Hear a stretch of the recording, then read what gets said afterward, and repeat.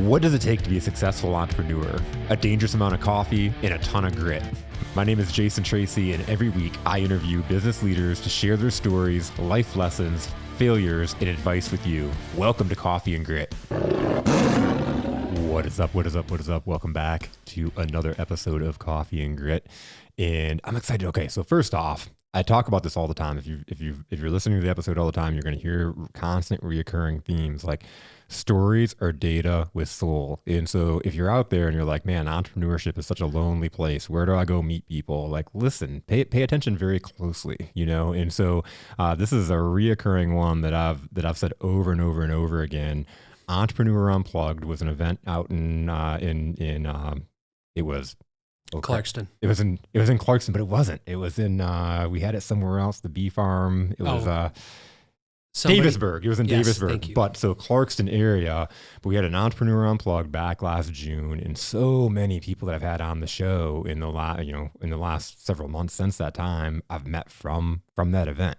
Now, what's really, really awesome is Brandon Still, who from Integrated Life Co. is putting together a second coming of the Entrepreneur Unplugged. Super, super pumped about it. I've talked about it in previous episodes, and we're going to be having it at another farm out in Nortonville. Going to be an opportunity to get outside of the box, to go out and meet other incredible people, to hear awesome things that are going on. I met Robert McElmurry at the Entrepreneur Unplugged last year, or this last June, and I got to attend he was a breakout speaker, and he was talking about AI and artificial intelligence. And I remember thinking at the time, it was like right at the time when ChatGPT and everything came out, and everybody's like, oh my God, is this stuff going to take over the world? And I was like teetering on that thing and being scared, and I listened to Rob's presentation, and it gave me a lot of insight and also calmed a lot of my fears. And I just said this today, like it's an algorithm. It's not like an actual brain that's like out there thinking, right? And so super excited for everybody. We're going to talk about some tech and some AI and some stuff we've never really talked about on here. So I've been looking forward to Robert's episode.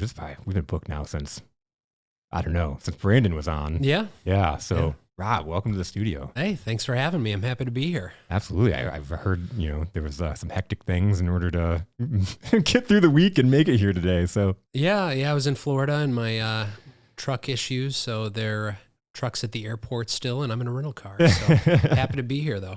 But yeah, you made it out. So exactly. Super awesome. So Rob, tell me a little bit about what you do. So, I'm involved in various things. Probably my primary role right now is I'm Director of Market Intelligence for a company called the Association for Advancing Automation. And really neat company headquartered in Ann Arbor. And our focus is the promotion of automation and the promotion of companies that are engaged in products and technologies and applications of that stuff, both in the United States and then also in the Americas and globally.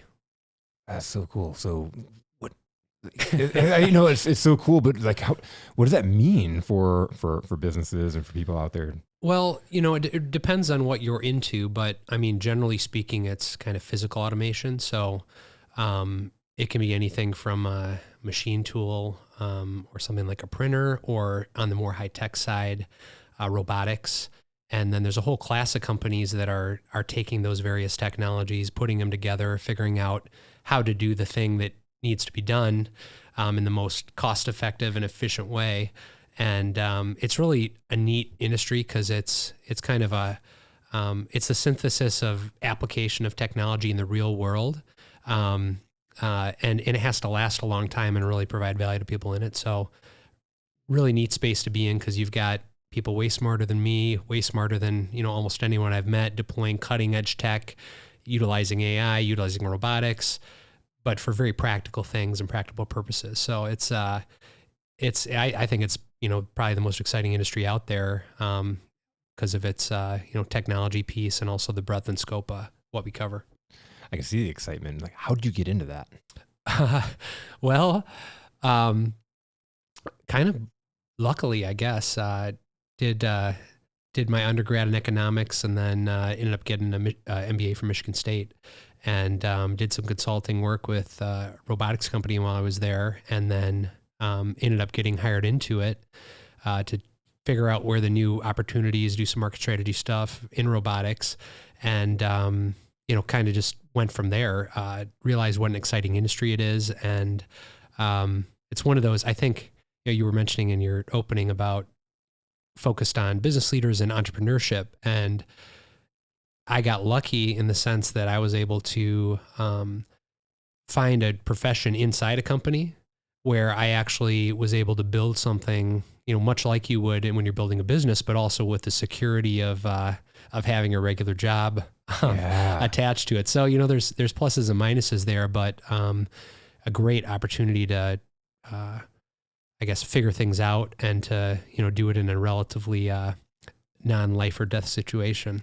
No, that's awesome. But it's like, how many people find that, where you can work in that, work for a company, work for a corporation, but also get the autonomy, if you will, to do what you love. Yeah. I mean, and I think it's probably a bit of a trade-off, like anything, if you're going to be starting a business from scratch, and, there's a trade-off between how big you're going to go and also with, your own security to some degree. So, a lot of people are scrapping and doing something they know can make money while they work on the thing that they're passionate about. And I think it's probably pretty similar to what it's like to, do what we did. So that's so awesome. What does the day look like for you doing that? Well, I mean, now, so I'm responsible for a small team that we're actually growing. So if you have any interest in the strategic side of the automation industry, we're going to be doing some market research and industry reports and kind of economic style reporting on what's happening and the growth areas in the industry. So, a typical day is figuring out what we're going to try to accomplish for the year and, and for the day and week relative to the content we're going to deliver. And then, figuring out how to find hooks into, like you said, telling stories with data, essentially. I mean, that's basically what we're doing. Hard part is finding good data to hook into that you can rely on, that's actually reliable enough to tell a compelling story about what's happening. That's so cool. How do you take that data and turn them into stories? Well, I guess the first thing is you need to be paying attention, because one of the challenging parts about this market is everyone's an expert in their small domain area.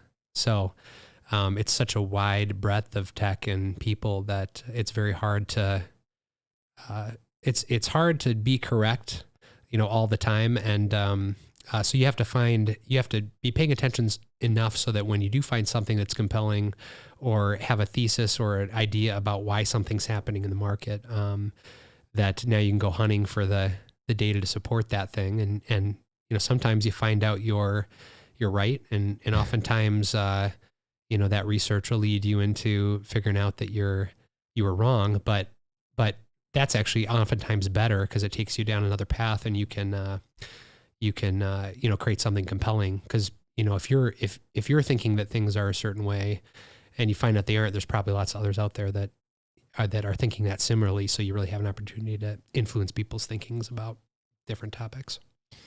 I love it because it's like you're just tying to technology, but it's really, you learn more from your failures or from the things that don't work than when you actually just win and it just works out. Yeah, I think that's true. I think it's probably, most of the best things that I've done over the course of my career have probably been a result of that failure. Because I tell the story before, but you might think that something's great. You have a particular viewpoint and you see something, you're like, yes, this is the answer. I figured it out. People are going to love this. And then you work on it and you put your heart and soul into it. And then you put it out there for someone to take a look at.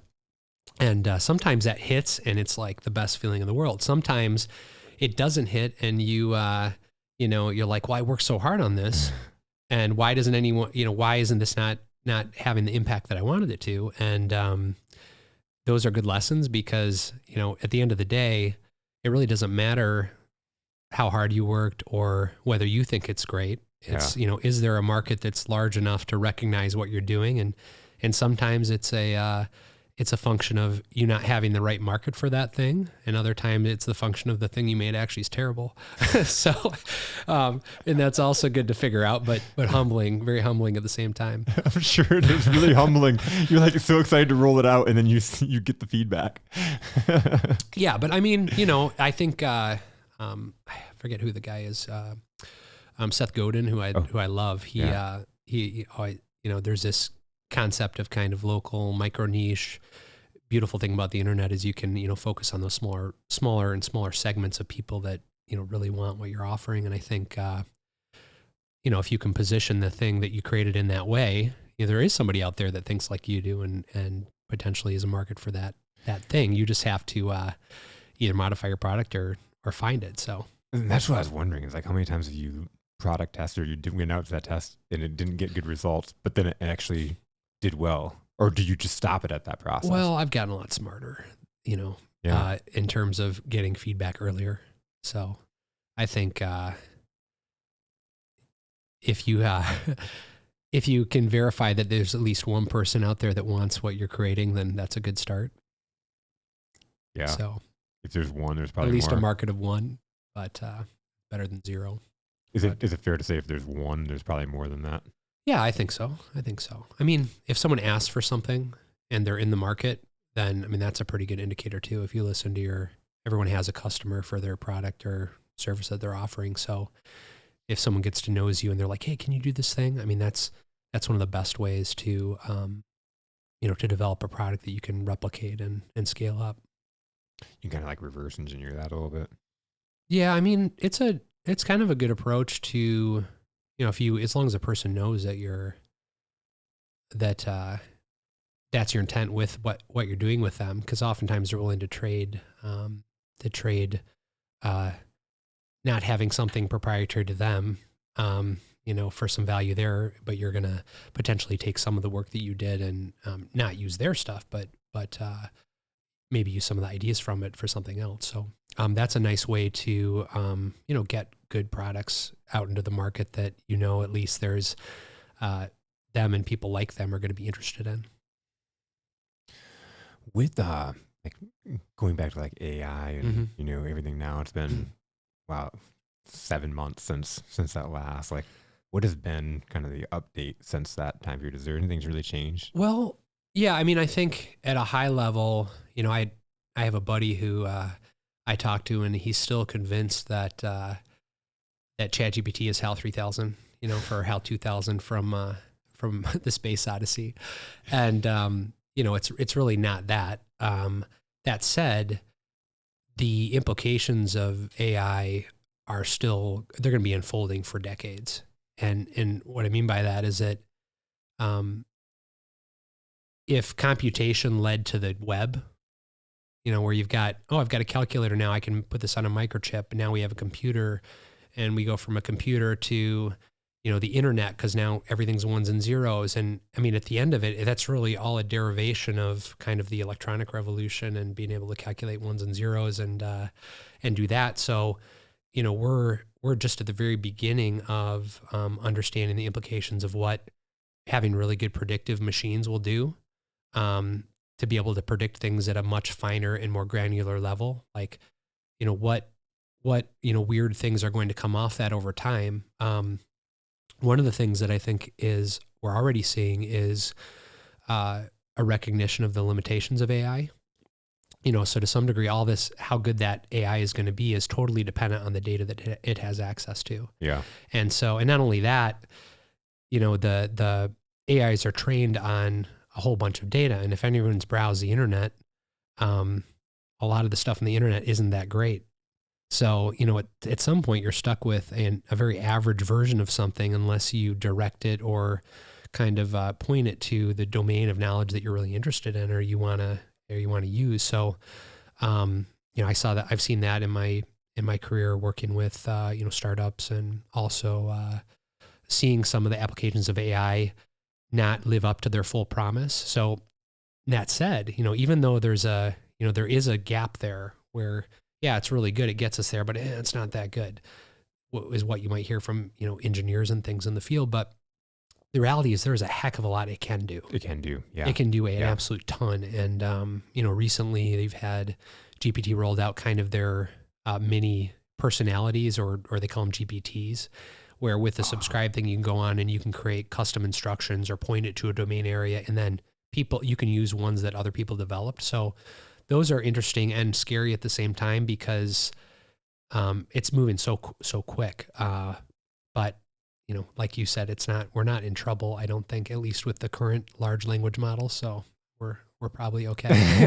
It's just going to change how people work. I mean, to me, I always wonder, like, how come everyone wants to regulate, this particular technology, especially in its current form? And I think one of the reasons is because it really brings power to the individual.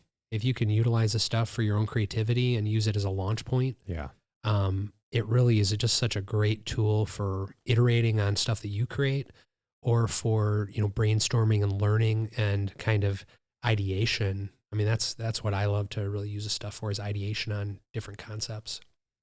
It's huge. It's like I use an AI software to like edit clips, for example. At the beginning, I'm like, oh, this is amazing, and I'll just pour the whole hour in there and I'll cut the clips. With that wealth of information, I get very disappointed with what it pulls together. Now, if I like you said, point it in the direction and I give a small clip to it, I'm happy with it. But the more I give it, the less I'm happy with it. Yeah. Yeah. And two, as you use this stuff more and more, you realize there's a trade-off. Yeah. A trade-off in terms of at some point, if you're trying to get it to do a very specific thing, at some point it might just be worthwhile just to do it yourself. Like, because you spend so much time trying to, get it to go in the right direction that it actually, now that you've figured out what you want, just like go do that thing. Just go do that thing. It's like trying to spend the time training the dog, Before we get back at it, a quick shout out for our sponsor, Playbook Builder, powered by AI. This show has always been about giving the resources and the tools to small business owners in order to grow and scale your businesses successfully. And so I'm so excited to partner with a company that does just that. If you've listened and heard any of our guests, you've heard talking about building process, developing and training, building culture, are all such important pieces in order to building a great company. Well, Playbook Builder, powered by AI, has come along and revolutionized the game on how you can do that for your team and people. Whether you're onboarding new people, training and developing, continued training and developing, you're looking to scale your business or eventually sell, or most importantly, you're looking to build a legacy as a visionary. Playbook Builder, powered by AI, is able to solve those problems for you. For me, as a consultant, I've been able to plug in, and it's so amazing for what I do for clients. I can now leave a legacy. And so, for example, I'm next week training a new hire for a company, and I've been able to build out the next month of her training program using Playbook Builder, powered by AI.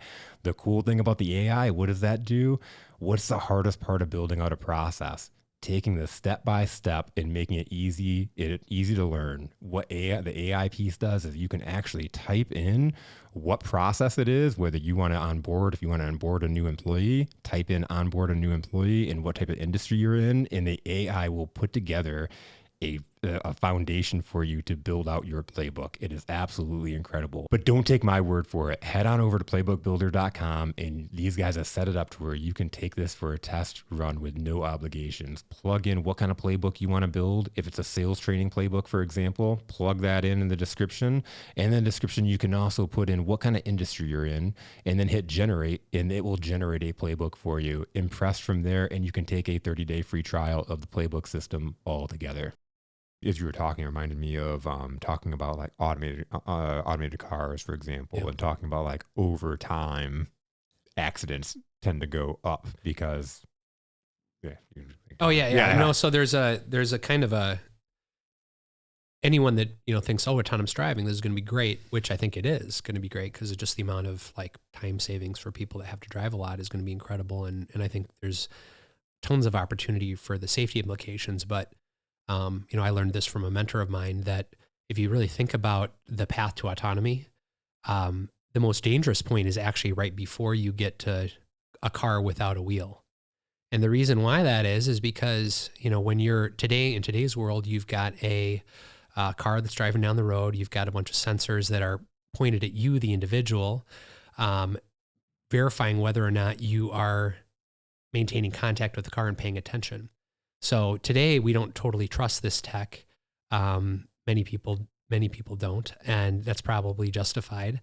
And, you notice that most of the time it gets the edge of the freeway off ramp right, but occasionally it'll decide that that's the way it wants to go, and you'll have to self-correct. Well, if you're used to doing that, that means that about 95% of the time you're paying attention and 5% you aren't. Well, as you move on and the car gets better, actually the more it gets better, the less you're paying attention. So you would end up having, let's say the car gets to where it can drive 90% of the time, you don't have to pay attention at all. Right. So what are you going to be doing? Or 95 or even 99%. You're sending out emails, you're making content. Exactly. You're doing whatever it is. You're not there attentive, ready to grab the wheel in the instant that you need to grab it when the accident's occurring. You're, taking a nap like you've seen in some of the videos, or you're writing emails, or as you said. So, I think it, like in that sense, it looks a little bit different, I think, than people think. The path is more like we go from where we're at today till you don't have a car with the steering wheel. I think is probably more likely what we'll see. And the sensors, half of them are pointed at people, not even out of the road, to like make sure you're paying attention and you have the capability to come back and take control of the car if needed. Yeah. It's going to be crazy when you don't have that kind of capability to take back over the car. Yep. There's another concept too, and this is a kind of automation concept, but designing for automation. So if you look at the technologies that are being deployed that are autonomous, there's a wide spectrum of kind of unstructured versus structured environments. So driving out in the country, weather, road conditions change, construction, animals coming in the road, that's a much, and a lack of data to collect that, because only one person's driving on that road every hour or something. So, as road conditions change, there's no feedback into the machine to, calibrate there. So that would be more unstructured. On the structured side, you've got, something like a warehouse or something like a factory. That's more reasonably structured. You know where things are. People are used to staying out of the dangerous parts of the factory, that type of thing. So I think to some degree, like the ability to have some of these really cool technologies like autonomous driving or better automated, service things, it's going to depend on us designing that environment to have them actually do it. Like there's going to be a gap there, so how do you design the actual environment to accommodate the automation, to make it better for human beings? So interesting. So as that, like, is there like any kind of fear or concern as everything is going automated that the technology then kind of communicates together versus what our human control is? Well, I think probably what you're describing is more like artificial general intelligence, where you've got a like autonomous thing capable of like having conscious thought to some degree or planning. With the AI stuff, there's stuff that appears to be able to do that, but the reality is something like a large language model. It's like a spell checker on steroids to some degree. It just has a ton of data that it's pulling from to predict the next word. So, it's taking what it already wrote and trying to come up with the best possible predictor for the next word based on its massive training set. So even though it comes up with amazing things utilizing that tech, because it's all context sensitive, it's not actually thinking, even though it appears to be thinking to us. Yep. So, I think that there's I would say I'm not an expert in AI. I've seen it applied. And there's a lot more people that understand the technical aspects of it better than I do. That would be something I think, though, is going to require more compute and different models before we get there. I don't think, in my opinion, I don't think today's AI models, they're not capable of general intelligence as far as I know. So that's why I'd asked that question, because that was one of the things that you talked about in June, is kind of that piece. And I think a lot of people get the visual that it's, and I think it's even, we're told that, you know, so it's like that myth busting essentially. Yeah. I've wondered at times if, like, does all AI stop in 2021? And what I mean by that is you go on today, have you noticed like, can you pick out some of the AI generated stuff when you go online at all? Yeah, like for like art especially. Yeah, because they all have a style, right? Yeah. So, I mean, if that's true, and I don't know, I'm guessing maybe 20 to 30% of the art I see that's for articles now is obviously, either Midjourney or one of the dollies or something like that. And there's, so many numerous other ones out there, and they'll have a particular style. So if that's the case, well, what's the new training data for the AI to learn from for making images? So, I mean, the point there is that at some point, like what percent of the new data that's coming out is the training for, so you end up with a further and further constrained model that's influenced by the product that they're putting out on the web. So, I mean, in my mind, that's again good for people that are really good at something or are creating unique and individual stuff. Like that actually becomes more valuable because, everything else is not that original or, unique. So true. So I wondered, you get to a point where everything just points back to 22 because now every year, like 65, 70% of the stuff generated on the internet is AI generated or AI informed. Yeah. It's insane. And we were just talking about this yesterday because the Lions game on, obviously, in all these Lions, there's so many different AI generated art of the lion on the Buccaneer ship and but it all looks very similar. Mm-hmm. Yeah. I mean, there's style there, but again, I think it's, people get to select too and decide. There's still the aesthetic choices of humans. So I think if you're using it for that thing, especially on the generative side, because the generative stuff, there's no penalty for throwing it away.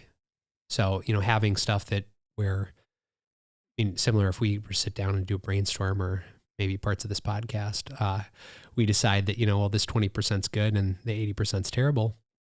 You can just throw it away. It's no big deal. But being able to pull and find something that's the nugget or the really good piece of it, there's value in that. So it's a little different from AI as applied in like a manufacturing or environment there because it's part of a serial process. And so it actually has to be much, much, much, much better in terms of actually using it in the real world because it has to work, 99% of the time instead of throwing away 50% of it. 50% of it, yeah. Because at that point, it's garbage. Nobody's going to use it. Right. Well, I mean, not only that, your production line stops. Yep. So, what do you see with the work that you're doing, the big impact that's coming? Well, I think that people are. I think that there's a lot of people out there that are scared of automation, and I think the one of the original founders of something called the Engelberger Award, which is a robotics kind of top prize for individuals that do well in robotics, is automation in the service of humanity. And I'm a big fan of Naval Ravikant too, who's a Silicon Valley investor and has very well thought out stuff around, I guess how to think generally. And he says something about how, well, can you imagine a world where everyone was smart enough to program robots and do automation and everything in the world would become totally automated and it would just open up an incredible amount of free time per people.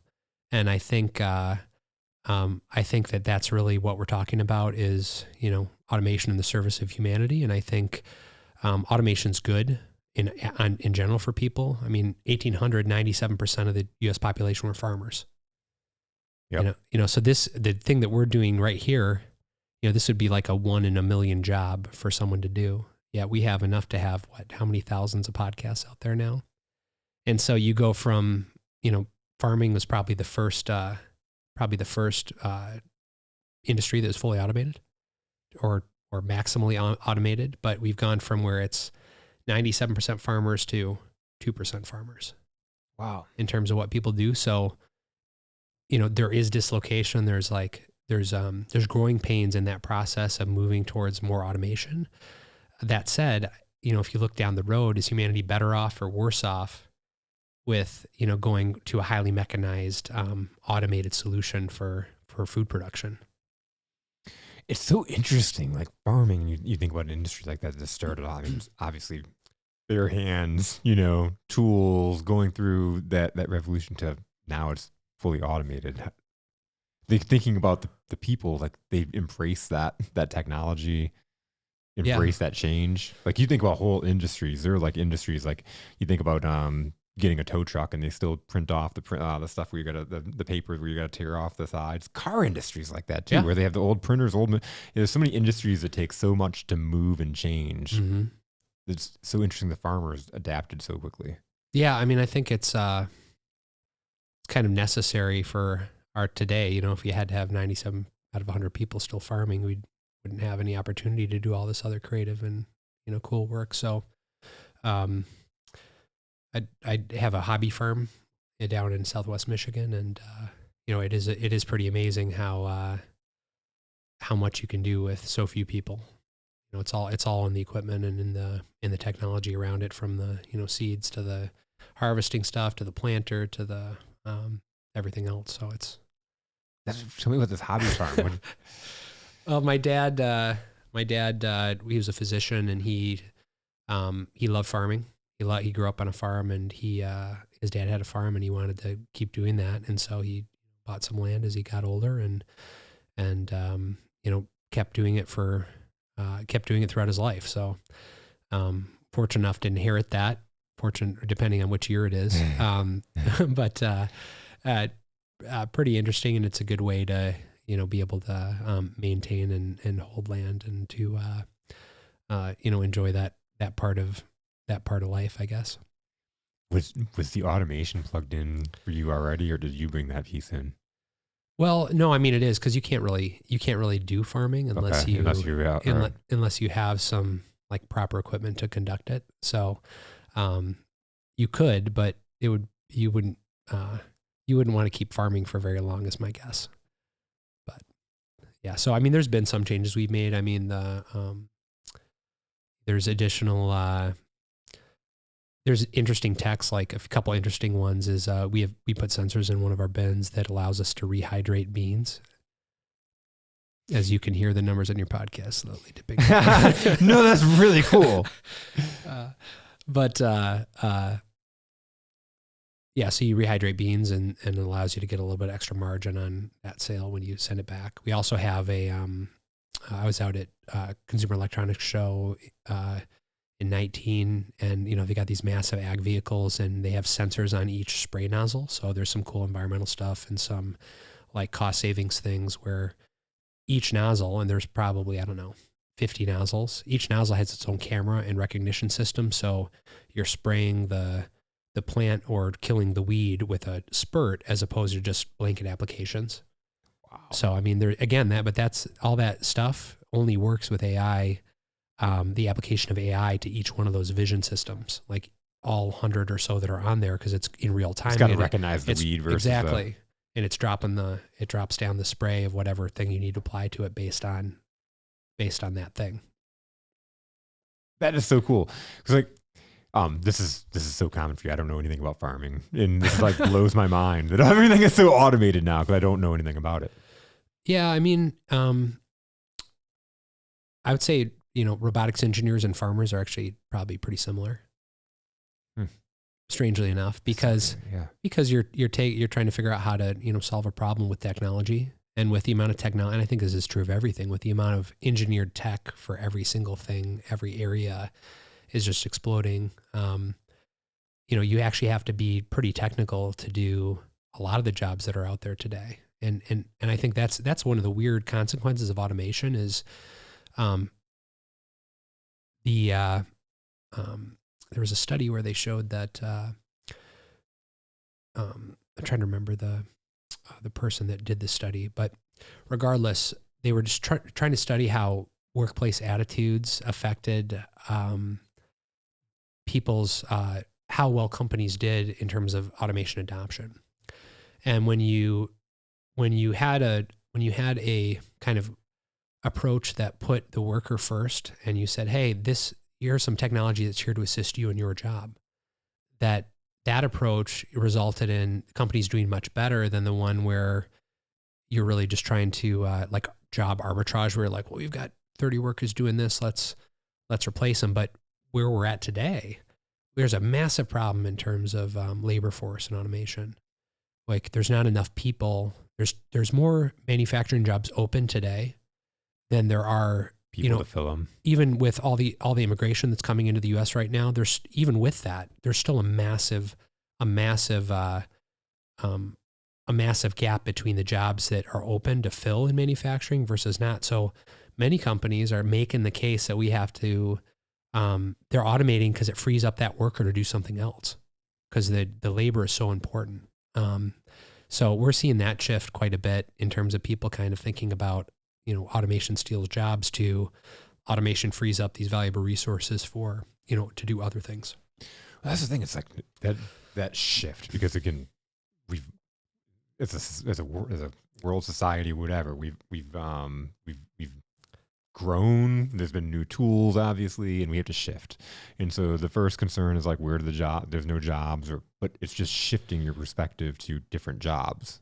Yeah, I mean, if you're, if you were to be doing some work and your boss came and said, "Hey, I've got this new tool for you. It's going to increase your productivity by 200%." Like you'd probably be interested in utilizing that. And not only that, it's going to make your job easier and more interesting. I mean, and I think that's a lot of the stuff that's there is like that. But the challenge is we need a lot more people that know how to do mechanical stuff, that know how to program stuff, that are capable of doing system thinking, how to get from A to B in terms of a, coding process or even just designing that thing to do it. And I think one of the things I've always been that I've really enjoyed about getting into automation is that it's actually an incredible opportunity for creativity. And what I mean by that is that if you're the one that gets to design that system, I mean, that's someone else can come in and say, "Hey, this isn't, maybe exactly how you should do it, but I mean, your footprint is on that thing and you get to figure it out." And I think, I grew up doing music and doing theater and things. And, I've been surprised that I didn't realize when I was growing up that those avenues were open to you through a technical field, that you could actually go and do really creative stuff there. Well, and I've said this several times on episodes, like as you're a kid, you get really pinned into these boxes of if you think about, you go ask any kid, what do they want to be when they grow up? Nobody ever says, I want to go into automation. It's like you get boxed into, there's a cop, a fireman, professional athlete, a ballerina, things that they'll never really either be or want to do. Mm-hmm. And I think, to your point, it's there's different ways to think about this, but the really interesting stuff usually happens at the intersection of those things, like the intersections of knowledge areas. I mean, one great one is just being a good public communicator, or, having that skill opens up a lot of stuff for you. In the automation world, there's lots of roles like that. So any technical area still has people on the marketing for that stuff, or they have people in sales for that stuff, or they have people in the, finance for that stuff. So there's, even within these highly technical areas, and specialized areas, there's always different jobs that you can get within those things. So, I mean, the fun part is as you gain experience and gain skills, figuring out what neat cross-section of those things you could pull together and, make yourself unique in that field or unique in the world. So what, if somebody was, a young person was listening right now, what would they have to do to get prepared to get into a career in automation? I think there's a lot of avenues. I mean, an obvious one would be some type of engineering degree. I mean, even that's pretty much, or at least ability to understand something technical, because that gives you just a solid foundation in what that industry is all about. That said, and just an interest in that, I mean, our company, we're like a cheerleader for the automation industry. And we're essentially a marketing org for that industry. So you've got a really fun combination of some fantastic people that are very skilled in the marketing area, in publications, in speaking, in events. Almost none of them are engineers, but yet they have the capability to understand what's going on in the industry and are able to be a part of it, even if they're not doing the core thing there. So at a robot company, it might be 60, 70, 80% engineers, and even with that baseline, that solid baseline skill, you can branch off into something else that's related to that, even if you're no longer in the engineering side, you can do sales or do finance or do project management or lots of different things. So there's the college route. The non-college route would probably be, more and more companies don't hire on the basis of a degree. Yeah. There's all kinds of robotics, like trade and tech organizations out there that there are 6-month long, year-long programs, robotic engineers, controls engineers, robot technicians, automation technicians. Those are all well-paid and highly sought after people. So, I mean, there's a lot of options if you're interested in getting involved with it. So you mentioned earlier you guys are hiring. What do those roles look like? And well, we're pretty small compared to the rest of the organization. So we just got done with the hiring round. But that said, the industry is wide open. They tend to be a little harder to find. You have to kind of search for them because they're so-and-so engineering, or and it's not like a Google or a Facebook or something where you immediately know what that product is. They're not consumer products. These are B2B companies that are supporting other companies that may sell to like a consumer. So they can at times be a little harder to find, but they tend to be good paid and very interesting roles at small, mid, or large size companies. So even a 50-person automation company can be a great place to work, and a lot of varied opportunities there. Yeah, that's awesome. It's just one of those things, like you think about whether it's sales, whether you're in marketing, in finance, or whatever, you can find a role in something that's really interesting, really cool, really cutting edge. It's really the future of where we're going. Hopefully. Hopefully. I mean, there's, China's buying about 10 times the number of robots we buy here in the U.S. right now. Wow. So, I mean, we part of that's due to the manufacturing base in those areas. Another part is just due to the fact that it's government promoted, but bringing back those types of jobs, bringing back manufacturing here or in close countries to us, those require part of the challenge with doing that is we need people that have those skills and are interested in being in this market. So it's a huge focus of what our organization does. And also if you're somebody and let's say you're a large consumer company and you say, hey, I want to do a lot more robots in my facilities. One of the key things they're looking at is there a workforce in place for us to, when we deploy these things, to make sure that we're able to service them, to be able, if they break down, we can fix them. What do we have to do to educate our own workforce? So, I mean, it's really needed in order to get where we need to go. And it's also, it's a fun spot because it's good for everybody. It's good for the person that's going to be learning about that stuff. It's good for the industry. It's good for humanity, I think. Good for the U.S. Now, from what you guys do you help those companies then train those people, or how do you? So we work with we're kind of like a mouthpiece or a promoter of automation generally. So we work with a lot. We have an education arm where we're promoting some of these ideas with helping the government realize that we need to do a better job in these areas, helping big companies understand what steps they need to take to make sure they're acquiring and perpetuating the education needed to be successful. And then, working with companies. There's some companies that are just like, man, where do I find a robotics engineer? Where do I find a programmer? Cause they're hard to come by. So, kind of the full gamut of anyone in the industry we want to support and help. So, how do you then find those? I don't know. That might not be your role. I don't know anything about this, so it's so cool. Yeah, I mean, I think the areas where I said before, you can just use standard hiring, but I think more and more companies are realizing they have to be active in that development. Either by creating some kind of education pipeline or having training inside their own companies, or helping the government understand what types of skills and techs need to be taught in schools in order to have, a workforce that's ready to participate in this industry. It's really all ground level. It's like really figuring it out as you go. Yeah. I mean, you can take there's lots of examples of, I had a former boss who started as a applications engineer, and now he's a CEO of the company, a huge company.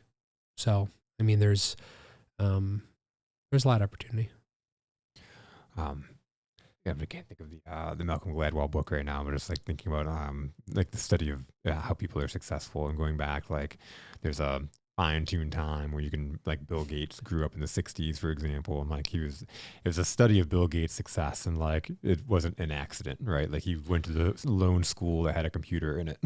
Yeah. In that school, he got to show up early in the mornings every day and write programs. And like, so as he went through it, by the time he graduated high school, he had already had so many hours. He was like top 5 in the world of like programming hours. And like, is that kind of where we're at in a different sense from automation? I mean, maybe. I guess to me, I'm self-taught programmer. I would say I'm a good enough to get the job done, but there's a lot of people that are way, way better at that than me. Something like ChatGPT, or any of the large language models to help with coding, it's incredibly helpful. I mean, what I used to spend several hours looking for stuff on the internet to find out like what that line was supposed to be or what that syntax was supposed to be, if you point it the right way, it's a much, much faster, it's like a very, very good programming aid. And in many cases, if types of programs are well known, it will provide you, 90, 95% functional code the first try. Wow. So, I mean, I've had cases where you're like, hey, create this program for me. You copy the code into your software editor and you run it and it works.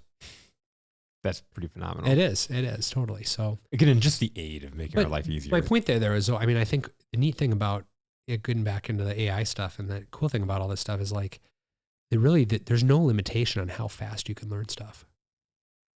I mean, you pretty much have a perfect start on how to get an education in any field that you want in essentially real time. And so, I mean, I think part of the challenge, moving from the way people used to think about education to where we're at today is, in the past, you could get a job, you would learn a skill, you would learn a set of domain knowledge, and you were fairly confident you'd be able to apply that set of domain knowledge, for some time period out into the future. To me, it looks like that stuff's getting shorter and shorter and shorter. So I think having the ability and just having the mindset that, hey, I'm never going to stop learning, is the right mindset moving forward, because the technology, the applications, it changes so quick. But by the same token, it's an incredible opportunity, because that means these innovation waves are happening all the time. So if you can recognize one and you can create, some integration of tech and ideas, then it's an incredible opportunity. Like, you could argue there's a neat set of companies in automation called integrators. And those are the guys that come in, they take these different techs, they figure out what has to be done, they put them all together, they create the code to connect them, and then now you've got this product. Your iPhone's like that. It was a bunch of existing technologies that someone had the right idea. This is what we can do with this set of techs that's already exists out in the world, and put them together. And so, to some degree, like all this new tech right now in every field, you're able to pick those different components that, and kind of as a menu, like really you're an integrator of ideas, and you're creating unique product based on, your audience, like your own aesthetic on what you want to achieve, your own market, and the set of tech you're going to employ to actually execute that. And I mean, as those iterations go, the opportunities to make money, to create value, to do what you want to do, it's almost infinite, right? It's so awesome you brought that up. It's like iPhone, because it really kind of brought it home for me. I was in the cell phone industry for years, and like looking at like everything was kind of iPhone, but then Droid came out, and then all these, like the app revolution, and all these companies making apps. And those, like, I remember when the Droid first came out, it was like open source and it came with very little. And then the next one had these apps that were really popular, all of a sudden now integrated into the phone. And it just kind of all like went from like Palm to BlackBerry to, and then we have the iPhone at the end of the day. Yeah. And I mean, it's crazy. Like now I love tech. So I'm always trying to, probably to a fault, the graveyard of apps and things that I've tried that don't work as well as I'd hoped on my, it's wide and broad, but that said, I mean, like, today sitting in a waiting room, I was able to conduct business right off my phone for a good 45 minutes. Yeah. So, I mean, what it opens up to you in terms of not being constrained by time and place and being able to choose, you know, how you want to allocate your time in life to fun stuff and business stuff. Yeah. I mean, it's pretty incredible, the opportunity we have based on this tech to just be a lot more free in what we choose to do with our time. Incredible. What you're conducting your business on the phone. Literally, what can't you do? Yeah.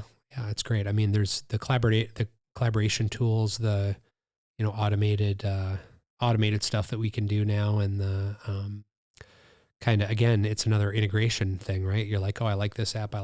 These things work together in this way to, you know, help me, be the person who I am or the person who you are. You know, I think we're, you know, kind of all integrate technology in our lives all the time. So I think no matter what age range you're in, you have to deal with it at this point. Mm-hmm. You know, I remember like when cell phones first came out, for example, and like old people are like, I'll never have a smartphone.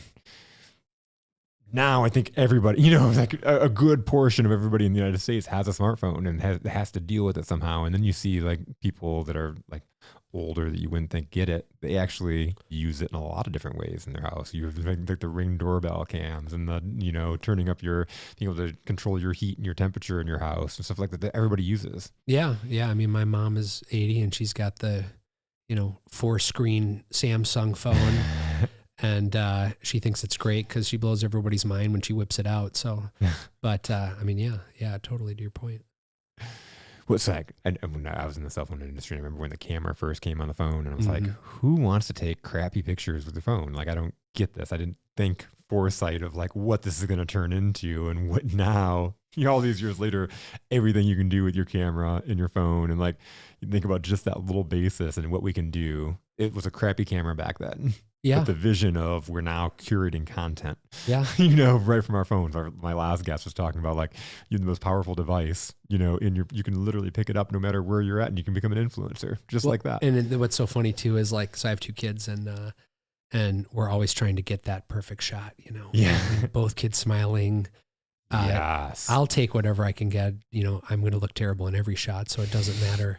It doesn't matter how I look, but you know, now you have the tech where it'll make you smile on the screen and you can get to that perfect shot. So if that means like me not having 1,000 photos of the same thing on my phone, that's great. You know, is it an actual reflection of reality? Maybe. I don't know. I saw recently somebody that just posted their like profile shot, and I was like, it looks pretty AI generated. Like it doesn't look real, you know? Yeah. Yeah. I mean, and I wonder too, I feel like the human brain, like we're pretty good at patterns. Yeah. And I've noticed, I've gotten better at picking it out. I think at some point it will probably get so good. It will for sure get so good. It'll be harder and harder because you're going to refine it and train it better. But right now, you know, I can recognize AI generated art. When you get into the photorealistic stuff, it's quite a bit harder. But I think you're going to see that propagate, though. There's going to be the, you know, perfect impressionistic art generator, and I mean these general models are great because they can do almost anything. But I think you'll probably see things chunk down into, you know, domain areas of specificity, where you'll have, you know, more specialized models that focus on a smaller subset of the stuff. This has been fascinating. Thank you so much for coming down here and having this conversation. No problem. It was a good time. Thank you. Thank you. Hopefully you enjoyed the coffee. Delicious. Thanks a lot.